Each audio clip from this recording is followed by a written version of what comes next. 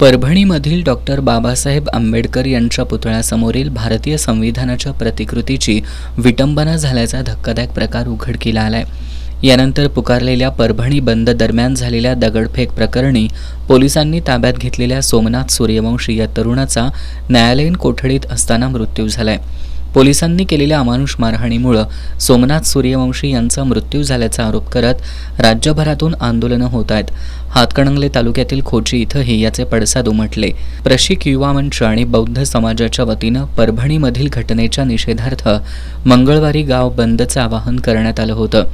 प्रशिक युवा मंचच्या कार्यकर्त्यांनी बौद्ध समाज बांधवांनी गावातून दुचाकी रॅली काढत बंदचं आवाहन केलं। या आवाहनाला गावातील व्यावसायिकांसह ग्रामस्थांनी प्रतिसाद देत सर्व व्यवहार बंद ठेवले। यावेळी भीमसैनिक सोमनाथ सूर्यवंशी यांना आदरांजली वाहण्यात आली।